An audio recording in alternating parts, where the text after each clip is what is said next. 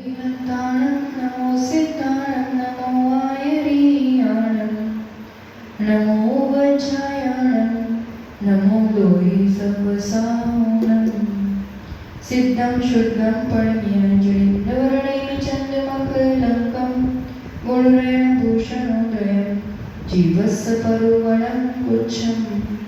पंच परमेश्वरी भगवान की, तपस्वी सम्राट आचार्य सन्मति सागर जी महाराज की, आचार्य उमन सुनील सागर जी गुरुदेव की।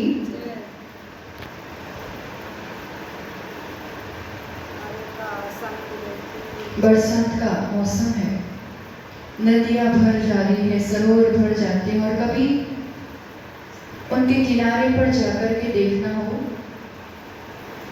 तो जो मेंढक पानी के अंदर रहते थे वो अगर थोड़ी देर पानी शांत हो जाता है तो मेंढक बाहर आ जाते हैं। अब मेंढक बाहर आते हैं और वहां पर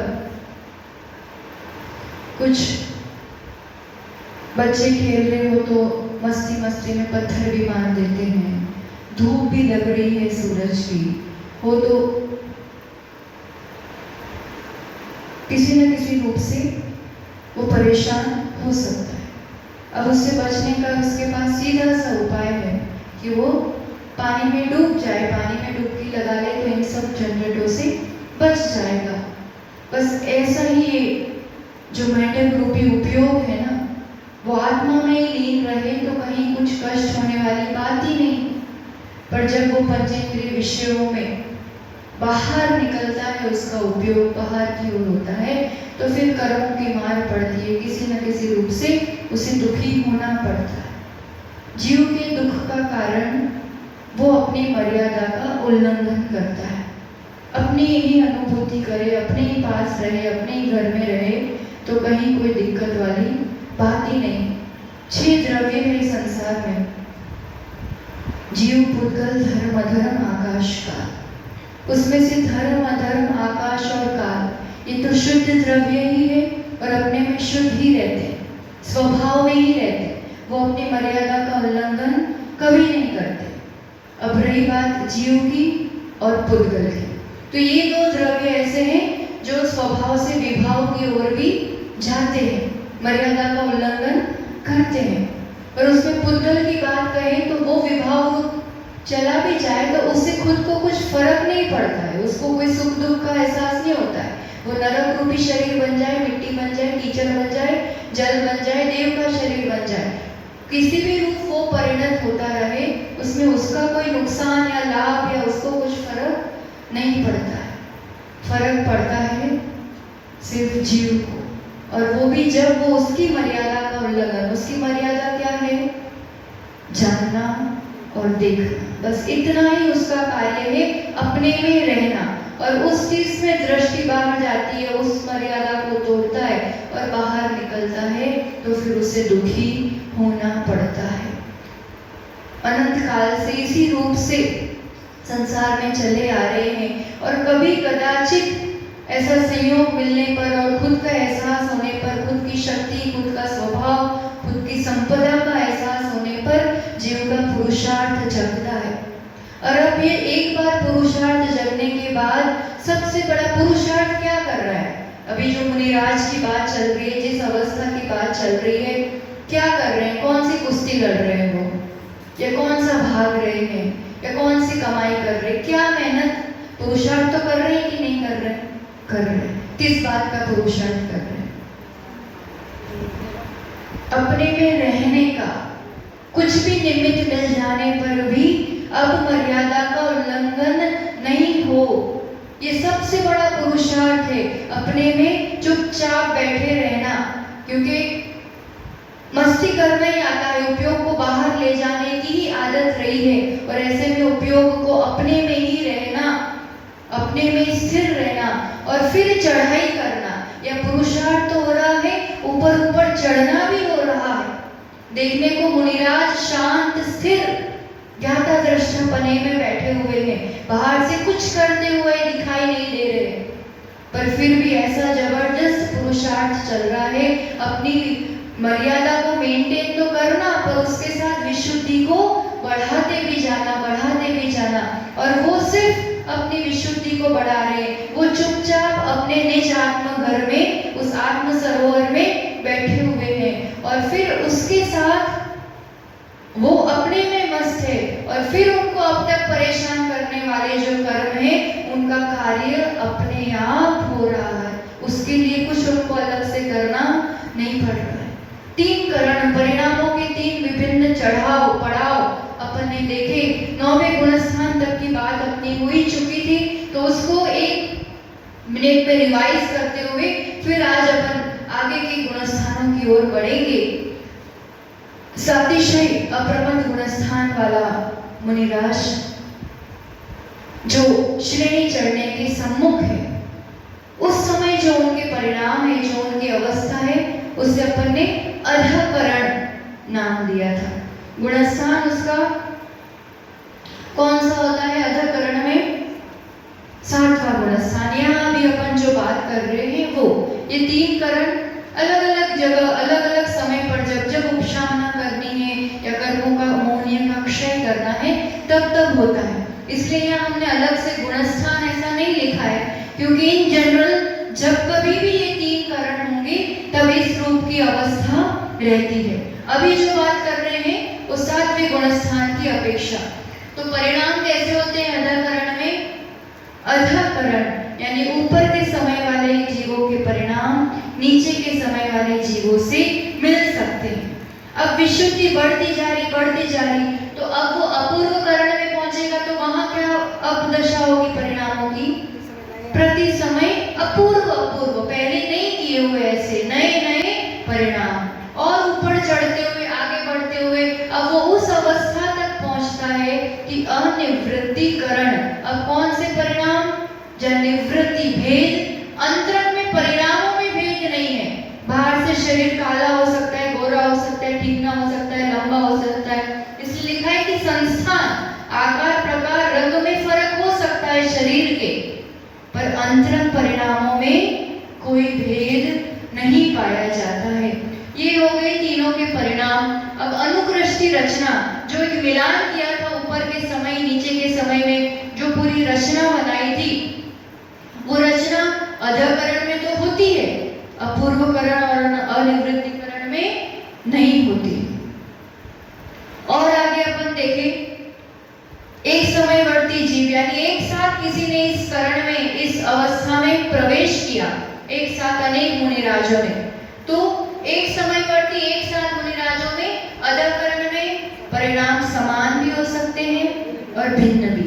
अपूर्वकरण में समान भी भिन्न भी, क्योंकि रेंज ऑप्शन से असंख्यात परिणाम है एक एक समय, और अनिवृत्तिकरण में समान ही परिणाम, उस समय का जो भी जीव है उसके एक समान परिणाम ही रहेंगे। ये अंतर हो गया तीनों में। अब भिन्न समयवर्ती जीवों में, यानी किसी ने स्टार्ट किया, उसके थोड़ी देर बाद दूसरे मुनिराज ने स्टार्ट किया, तो फिर उनमें अधकरण में ही ये अवस्था बनेगी कि ऊपर और नीचे वाले समान भी हो सकते हैं, भिन्न भी। वो पूरा अपन ने विहार वाला प्रसंग देखा था ना तीनों का, कि कैसे समान और असमान होते हैं। फिर अपूर्वकरण में भिन्न ही होंगे और अनिवृत्तिकरण में भी भिन्न ही होंगे। परिणामों की संख्या, अधकरण में कितने परिणाम है टोटल? असंख्यात लोक प्रमाण। एक लोक में असंख्यात प्रदेश होते हैं, इसको असंख्यात से मल्टीप्लाई करो, असंख्यात इंटू असंख्यात, मतलब बहुत बड़ा असंख्यात हो जाता है। ऐसे ही अपूर्वकरण के भी इतने सारे परिणाम हैं और एक एक समय में उसकी विशुद्धि के अनुरूप वो बट जाते हैं परिणाम। और अनिवृत्तिकरण में, अनिवृत्तिकरण के जितने समय हैं, एक समय का एक परिणाम, तो टोटल समय कितने होते हैं? असंख्यात होते हैं। भले छोटा अंतर मुहूर्त है, पर जहां एक आवली में ही असंख्यात समय होते हैं, तो फिर छोटे अंतर मुहूर्त तो एक आवली से तो ज्यादा ही समय होता है, इसलिए टोटल समय तो असंख्यात हो जाते हैं, पर जितने समय उतने परिणाम, एक समय का एक परिणाम। ऐसे अनिवृत्तिकरण में उतने परिणाम होते हैं। यहाँ एक समय में बहुत सारे परिणाम हो सकते हैं, यहाँ एक समय का एक परिणाम होता है। और काल कितना होता है? तीनों का काल अंतर्मुख, तीनों का मिला के भी काल अंतर्मुख है ना। जैसे 10 minute 20 minute, 10 minute 15 minute 20 minute ऐसा अपन समझे तो 10 मिनट भी अंतर्मुख कहलाता है, 15 मिनट भी अंतर्मुख, 20 मिनट भी अंतर्मुख, और तीनों को मिला के अंतर्मुख। ऐसा एक एक का समय भी अंतर्मुख है, और उसमें अजाकरण का ज्यादा समय होता है, उससे अपूर्वकरण का उससे कम छोटा अंतर्मुख, और अनिवृत्तिकरण का उससे भी कम, और तीनों का मिला के भी अंतर्मुख समय। अंतर्मुख यानी 48 मिनट के अंदर अंदर इतने सारे काम, जबरदस्त काम, ये जो भी काम हो रहा है, कार्य क्या होना है यहाँ पर? कार्य क्या होना है? अधःकरण में श्रेणी के सम्मुख है, और अपूर्वकरण में चारित्र होने की जो 21 प्रकृतियां, कौन कौन सी? अप्रत्यख्यान 4, प्रत्यख्यान 4, संज्वलन 4, 12 और 9, 21। जो ये चारित्र होने की 21 प्रकृति है, उपशम करते हुए या क्षय करते हुए, दोनों में से जो भी कार्य होना है उसकी तैयारी पूरी होती है अपूर्वकरण में, और अनिवृत्तिकरण में लोभ को छोड़ के बाकी 20 प्रकृतियों का क्षय और उपशम का कार्य यहाँ पर हो जाता है। मूल कार्य इसके समय के एंड तक, अनिवृत्तिकरण के अंतिम समय तक ये काम हो जाता है। तो काम कौन कौन से होते हैं, आवश्यक कौन कौन से हैं? तो अधःकरण में प्रति समय अनंत गुणी विशुद्धि बढ़ती है, स्थिति बंधापसरण, जो भी कर्म बंद हो रहा है घट घट के स्थिति बनती है। पाप प्रकृतियों का अनुभाव, बंधापसरण, अनुभाव बहुत कम, लता में भी कम कम बंधता है, और पुण्य प्रकृतियों का अधिक अधिक अनुभाव बंधता है। ये काम तो चालू ही रहेंगे अपूर्वकरण में, इसके साथ और नए 4 कार्य होते हैं, 4 प्लस गुण श्रेणी निर्जरा, गुण संक्रमण, स्थिति कांटक घात, अनुभाव कांटक घात। स्थिति अनुभाव ये काम बंद पे हो रहा है अपूर्वकरण में, सब काम सत्ता जो पड़ी हुई है वो सत्ता को खत्म करने का काम हो रहा है। सत्ता खत्म होगी तो ही तो क्षय कहलाएगा, और स्थिति और अनुभाव घटता जाता है, और उसी में फिर अनिवृत्तिकरण में कार्य क्या होता है? यहाँ पर अब मुख्य कार्य है कृष्टि का। अब जो बचा कुचा अनुभाव है उसको भी पूरा खत्म खत्म खत्म करते जाना है। तो जो क्रोध मान मायावादी थे ना, ये सब लोभ रूप परिणत हो जाते हैं। पहले तो क्रोध का पूरा सत्ता खत्म करते हैं, मान की, माया की, ये सब किस में ट्रांसफर कर देते हैं? लोभ में। तो क्रोध मान माया रहा नहीं, अप्रत्यख्यान प्रत्यख्यान संज्वलन एक भी, ये सब क्रोध मान माया चली गई। 9 कषाय भी, उसको भी ये सब ट्रांसफर का काम कर दिया।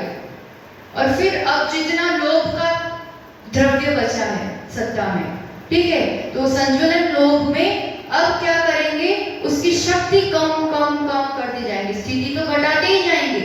दोनों काम एक साथ होगा कृष्टि में, स्थिति भी घटाते जाएंगे, और यहाँ पर भी अनुभाव कम हो रहा था, पर यहाँ जितना जितना अनुभाव कम हो रहा था, इसकी अपेक्षा यहाँ एक एक समय में अनंत गुना अनुभव खत्म करते जाते। अभी तक पूर्व स्पर्धक थे, मतलब जो स्पर्धक जितनी संसार अवस्था में जैसा अनुभव पाया जाता है वो वहां तक की अवस्था थी। अब क्या करते हैं? अब इतना जबरदस्त अनुभव घटाया जाता है कि पहले कभी भी नहीं रहा हो वैसे अनुभव, इतनी कम अनुभव वाले कषाय अपूर्व स्पर्धक निर्मित होते हैं, जो पहले थी नहीं वैसे। अब वो अपूर्व में भी फिर बादल कृष्टि होती है, थोक में अनुभाग कम किया जाता है, और फिर बादल भी खत्म। अब बचा क्या? सूक्ष्म कृष्टि। तो ये अनिवृत्ति के अंतिम समय तक इस अवस्था तक पहुंच जाते हैं। इसलिए लोभ ही बचा था, पर उस लोभ में भी अब बादलपना खत्म, जो मोटापना, जो ज्यादा अनुभाग था, जो मलिन करने वाला अनुभाग था, वो खत्म हो जाता है। अब अनिवृत्तिकरण के स्टार्ट कहाँ से हुआ? अधःकरण से। बढ़ते बढ़ते कहाँ पहुंचे? अपूर्वकरण में। उससे कहाँ पहुंचते हैं? अनिवृत्तिकरण में। अब उसका एक एक समय जा रहा है, विशुद्धि बढ़ रही है, ये कार्य कृष्टि का भी होता जा रहा है। और जैसा ही अनिवृत्तिकरण का अंतिम समय आता है तो अब बचा क्या है, इसके अंतिम समय तक 20 प्रकृतियों का या तो उपशम कर दिया है या क्षय कर दिया है। किसी एक प्रकृति का उपशम होगा, किसी एक का क्षय होगा, ऐसा नहीं होता है ना। श्रेणी चढ़ने वालों के लिए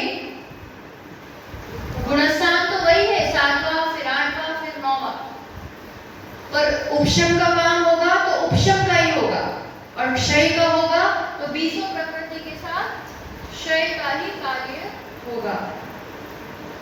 उपशम में और क्षय में क्या अंतर, टारगेट क्या है, 20 प्रकृति।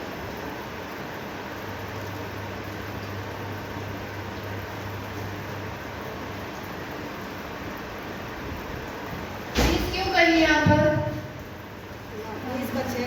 हाँ 20 क्षय उपशम करेगा। 20 क्यों, क्योंकि अभी लोभ बाकी है, अभी वो लोभ के कारण 10वां गुणस्थान बनता है। तो लोभ, संज्वलन लोभ, और वो भी सूक्ष्म लोभ, उसके अलावा बाकी की चारित्र मुनियों की 20 प्रकृति।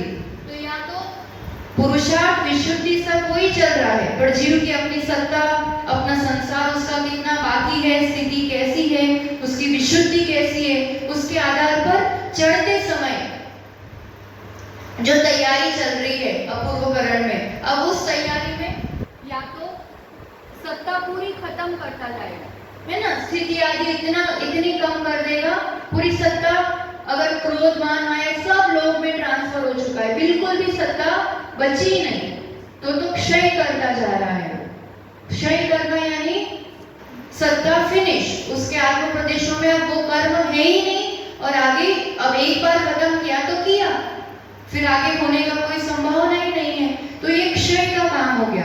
पर अगर उपशम का कार्य किया, उपशम मतलब उदय का अभाव करना थोड़ी देर के लिए, मानो वो कर्म है तो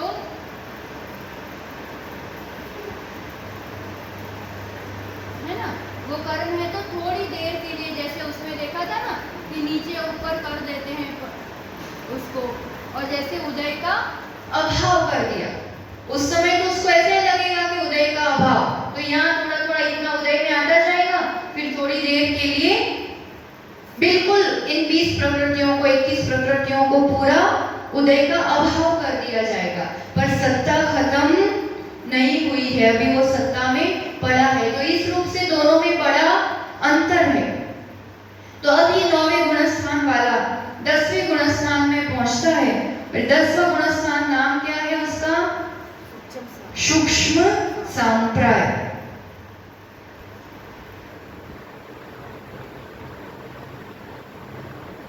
ये कौन सा गुणस्थान है, 9वां, ठीक है ना।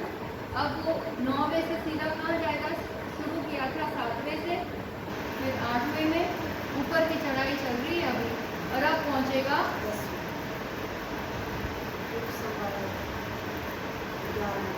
सूक्ष्म सांप्राय। यहाँ तक का समझ में आया। अब वो उस अवस्था में है जहाँ परिणाम एक एक समय में बढ़ते हैं, एक समान परिणाम, और उसका कार्य हो रहा है कषायों को उपशम करना या क्षय करना। सूक्ष्म सांप्राय, सूक्ष्म और सांप्राय जैसा शब्द है वैसे रूप से समझना चाहिए। सूक्ष्म यानी बहुत थोड़ा, न के बराबर, जिसका बहुत ज्यादा प्रभाव नहीं है, और सांप्राय, सांप्राय मतलब आश्रव, आश्रव का ये प्रकार है।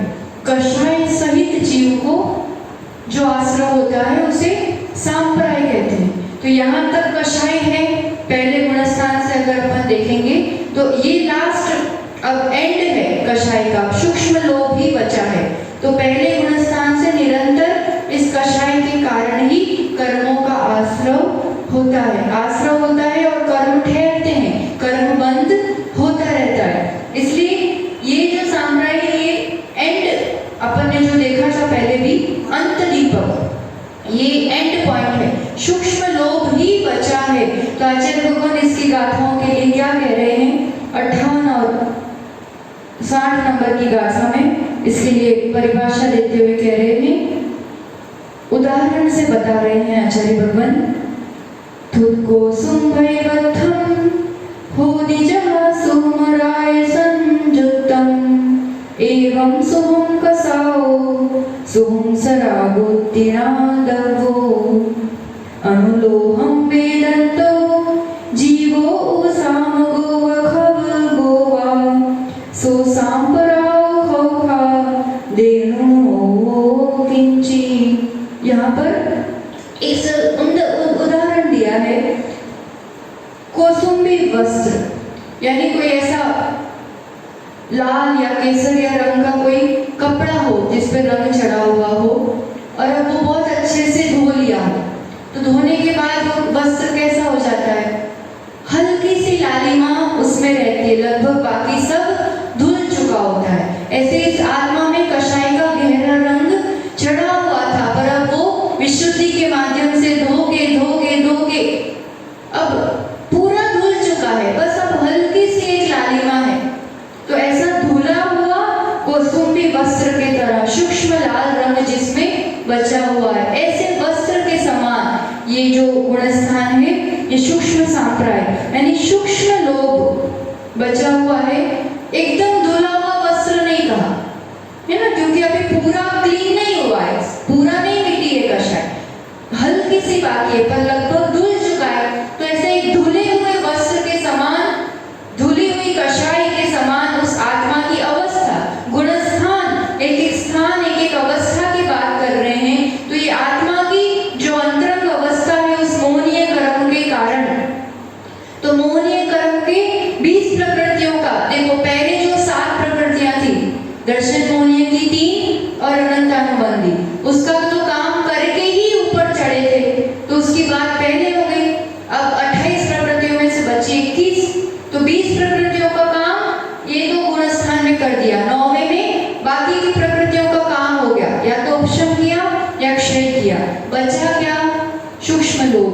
तो उस अवस्था में जहाँ ये थोड़ा सा बाकी है, उसके लिए भी एक अलग अवस्था बताई है, अलग गुणस्थान बताया है। तो ये सूक्ष्म सांप्राय यहाँ पर जो कहा है ना, अनुलोहम वेदन्तो, वेदन किसका कर रहा है, उदय किसका चल रहा है, सूक्ष्म लोभ का। अभी उसका उदय चल रहा है, थोड़ी सी स्थिति बाकी होगी, बहुत छोटा अंतर्गुण, एक एक निषेध कम अनुभाग वाला उदय में आ रहा है, ये वेदन कर रहा है वो जीव। और उसमें या तो अब उपशम होगा वो जीव, उपशांत करेगा पूरा, या खो को, या तो क्षीण बनेगा, क्षपक श्रेणी वाला जीव होगा। तो इसमें यहाँ पर कह रहे हैं कि किंचित थोड़ा सा बाकी रह गया है आपको, किसके लिए, जह खादे ऋणो, जह खादे यानी यथाभ्यात चारित्र, संयमी जीव है ये, मुनिराज है।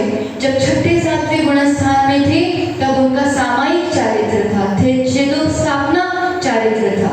8वें-9वें में भी यही चारित्र कहा जाता है। संयम के प्रकार होते हैं, कभी मार्गणाओं को पढ़ा हो तो संयम मार्गणा में ये सब प्रकार आते हैं। जैसे 4थे गुणस्थान तक असंयम रहता है, टोटल असंयम। 5वें में देश संयम, ये संयम का प्रकार है ना। फिर 6ठे, 7वें, 8वें, 9वें इन गुणस्थानों में समता रूप परिणाम, हर पल समता, सामायिक चारित्र होता है।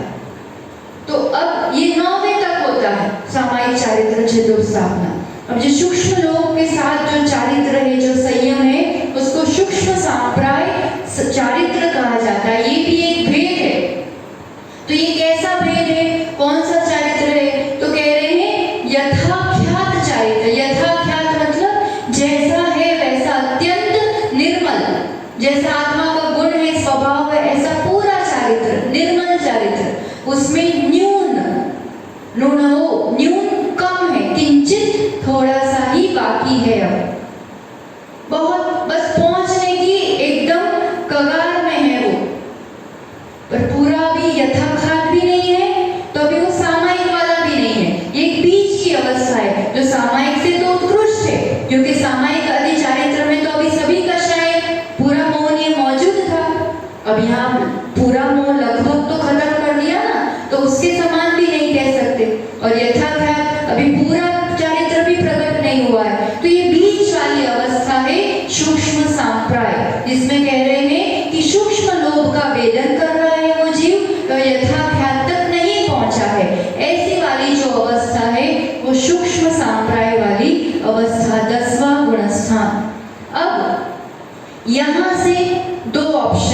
उस जीव को।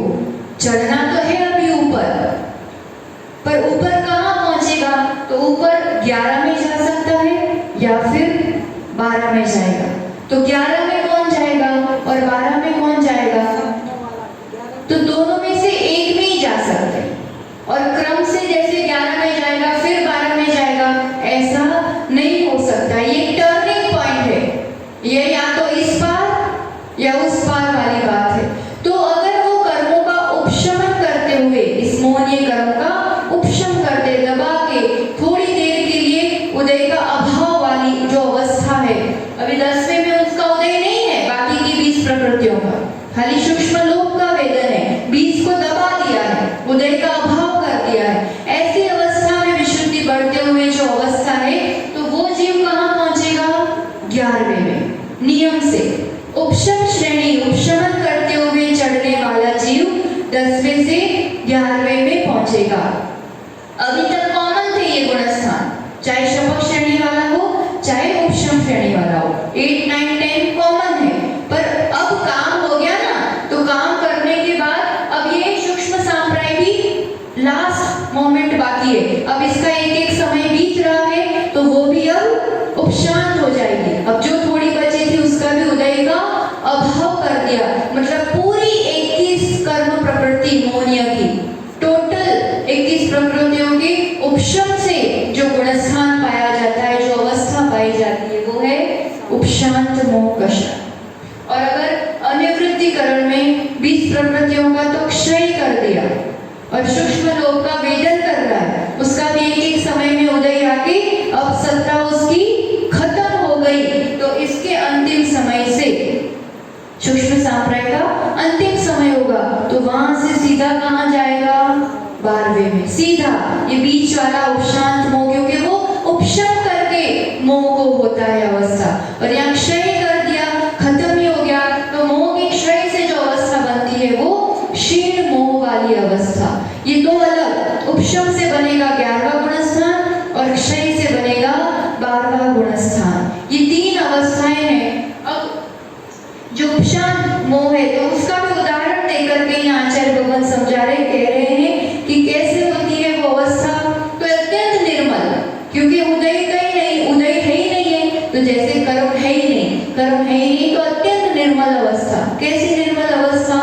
तो कह रहे हैं कदक फल जुद जलंका सरे सर्वाणयं मणिं मलयं शैलो वसंत मोहो उपसंत कसायो बोधि। बहुत अच्छा उदाहरण है। जैसे कदक फल यानी फिटकरी जो अपन कहते हैं, अच्छा लोग उसको कदक फल कह रहे हैं, तो फिटकरी घुमा दी हो किसी पानी में, मलिन पानी में, तो वो कैसा हो जाता है? कचरा एकदम नीचे बैठ जाता है, तो ऊपर का पानी तो कैसा एकदम स्वच्छ निर्मल होता है।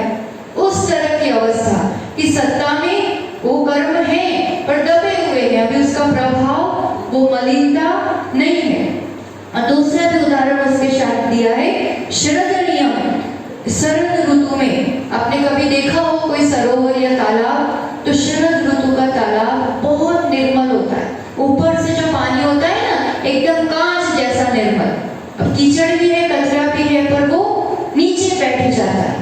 तो ऐसे 2 उदाहरण से इस अवस्था को समझाया है कि मोह का जो कचरा है, जो मलिनता है, वो सब जैसे फिटकरी घुमाए हुए पानी या शरद ऋतु के सरोवर के समान अत्यंत निर्मल अवस्था को प्राप्त है। पर इसमें सबसे बड़ी दिक्कत या सबसे बड़ा सिद्धांत ये है कि इस गुणस्थान में या प्रत्येक गुणस्थान का काल अंतर्मूर्त है। यहाँ से ऊपर चढ़े तो सूक्ष्म सांप्राय में छोटा अंतर्मूर्त काल था, अब यहाँ से ऊपर पहुंचे उपशांत मोह में, तो उसका काल भी कितना है? अंतर्मूर्त। अब ये एक समय इसका बीतता जाएगा, इसका समय पूरा हो गया, तो अब क्या होगा? इसका समय पूरा होने के बाद अब ये कभी भी ऊपर नहीं चढ़ सकता। उपशम करके चढ़ा है तो उपशांत है, अब क्षीण वाली अवस्था कैसे पहुंचेगा? 1 मिनट में तो क्षय हो नहीं जाएगा, आधी मिनट में। तो अब ये उपशम, जैसे प्रथम उपशम सम्यक दर्शन था, अपन ऊपर पहुंचे थे, फिर उसका वो टाइम पीरियड पूरा हो गया, समय पूरा होने पर यहाँ से वो निश्चित नीचे गिरता ही गिरता है। यहाँ से एक ही रास्ता है, 11वें गुणस्थान से रास्ता एक ही। तो क्या सीधा जाएगा क्या? तो यहाँ से गिरने के दो कारण है ना? कालक्षय यानी समय उसका पूरा हो जाएगा, या तो फिर भवक्षय यानी कदाचित वो जीव उत्तम समाधि में है, उसकी आयु पूर्ण हो गई और वो मरण हो गया उसका। अब टाइम इंटरवल में बीच में ही मरण हो गया, जैसे प्रथमोपशन सम्यक में देखा था अपन ने, जैसे इतना टाइम है उसका, है ना? ट्रेन आने को है और यहाँ से फाटक बंद कर दिया है, ट्रेन गुजरेगी उतनी देर के लिए फाटक बंद रहेंगे, फिर खुल जाएंगे। ऐसे ही ये निषेध जो है इनको ऊपर नीचे कर दिया है और अभी दबा दिया है, ठीक है? अब इसका एक समय पूरा होगा। समय पूरा हो गया तब भी अब वो हिल जाएगा, संक्लिष्टता उसकी आ जाएगी और वो नीचे गिरेगा। अब इसका समय पूरा नहीं हुआ है, उसके पहले उसकी आयु पूरी हो गई। यहाँ पर आयु पूरी हुई तब भी गिरना ही है। आयु मरने के बाद कोई 11वें गुणस्थान में नहीं रह सकता। इतना है कि यहाँ का कोई जीव मरण करेगा तो वो देव आयु में ही जाएगा, देवगति में ही जाएगा। तो वहां जाएगा मतलब 4था गुणस्थान हो जाएगा। और काल समय पूरा होने के बाद नीचे गिरेगा तो 10वें में ही गिरेगा, फिर एक एक करके नीचे आएगा, 10वें से 9वें, 9वें से 8वें, 8वें से 7वें, ऐसा। तो समय पूरा होने पर गिरेगा तो 10, 9, 8, 7 ऐसे गिरेगा। और कदाचित मरण हो गया, भवक्षय हो गया और गिरेगा तो सीधा 4थे में जाएगा। पर नीचे गिरेगा ये निश्चित है। ये ऐसी वाली बात है जैसे समझो कि बच्चे खेल रहे हैं, सामने पेड़ पर बड़े बड़े आम लगे हुए, अब बच्चों को आम चाहिए, अब है छोटे से कैसे ले, तो सबने क्या सोचा, 3 फ्रेंड्स थे तो कि मैं एक के ऊपर एक घोड़ा बन जाता और चौथा वाला कहता मैं तुम्हारे ऊपर चढ़ के ले लूंगा।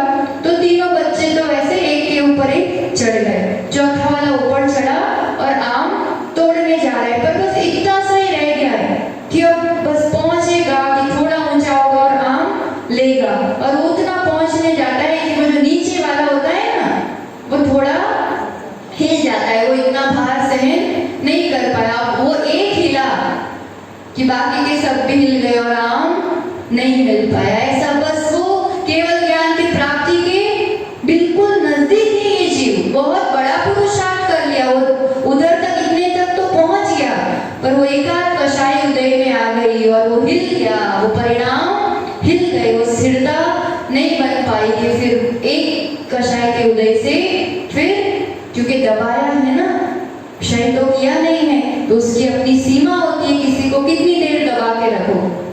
इसलिए उसका समय पूरा होने पर वो बस इतने यहाँ से इतना ही कूदना था, पर वो उतना नहीं कर पाके धड़ धड़ धड़ धड़ धड़ नीचे आ जाता है। ये उपशांत कषाय की एक स्वाभाविक दशा है, क्योंकि उपशमन किया है तो उसका एक फिक्स टाइम होता है, उस टाइम से ज्यादा आप उपशमन नहीं कर सकते। उसका टाइम पूरा होगा तो फिर कषाय वापस उदय में आएगी, और कषाय उदय में आएगी तो वो उस कषाय के अनुरूप ही गुणस्थान बनेगा, वो नीचे ही गिरेगा, ऊपर नहीं चढ़ सकता। और क्षीण मोह तक, क्षीण मोह, क्षीण यानी क्षीण कर दिया, क्षय कर दिया, खत्म कर दिया मोह को। अब इस गुणस्थान से मोह तो खत्म, अब मोहनीय कर्म का राजा मोहनीय को जीत लिया, सबसे बलवान शत्रु को खत्म कर दिया, इसको खत्म किया कि अब वो छोटे अंतर्मुहूर्त में सीधा क्या बन जाएगा, संयोग केवली जिन। तो वो अवस्थाएं अपन आगे देखेंगे। इन 3 में समझ में आया होगा।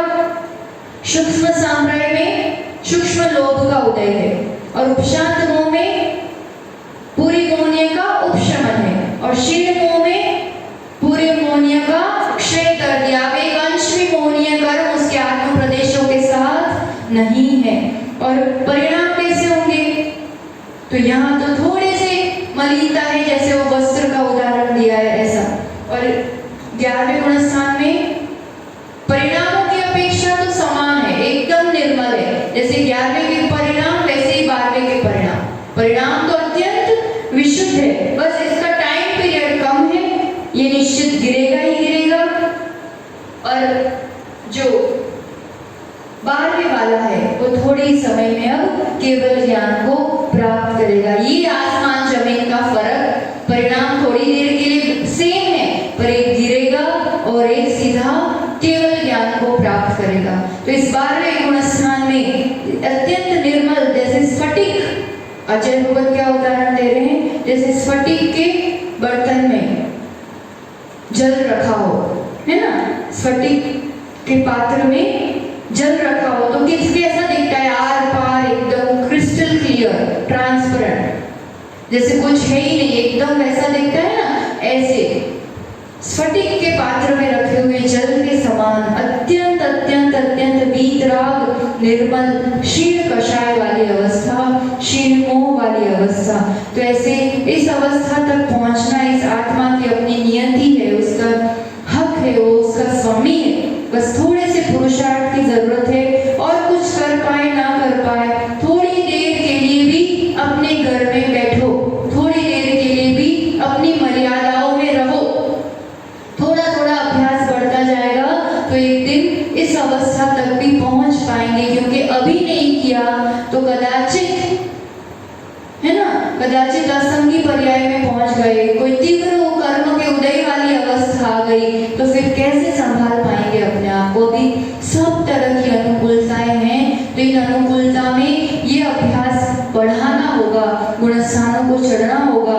तब अभी थोड़ा प्रयास करेंगे तो एक न एक दिन हम भी पहुंचेंगे, और पहुंचना ही है, भव्य जीव में अपन, और एक दिन तो पहुंचना है। बस इतना है कि कितनी जल्दी पहुंचना है, या कितने भव और देखना है, संसार और कितना देखना बाकी रह गया है। तो ये गुणस्थानों का ज्ञान प्राप्त कर हम अपने परिणामों की विशुद्धि बढ़ाएं, और एक दिन हम भी, और कुछ नहीं लक्ष्य बनाना, 12वें तक पहुंचना, इतना लक्ष्य बना देना। 12वें तक पहुंचेंगे तो फिर तो ऊपर पहुंचना ही पहुंचना है नियम से।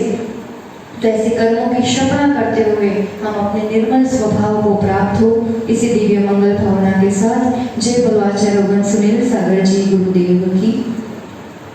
जिनवाणी के ज्ञान से सूझे लोकालोक, सोवाणी मस्तक नमो सदा देतम दो। हे जिनवाणी भारती तो में जब दिन रहे, जो तेरा शरणागति सुख पावे सुख चैन। 9 बार नमो।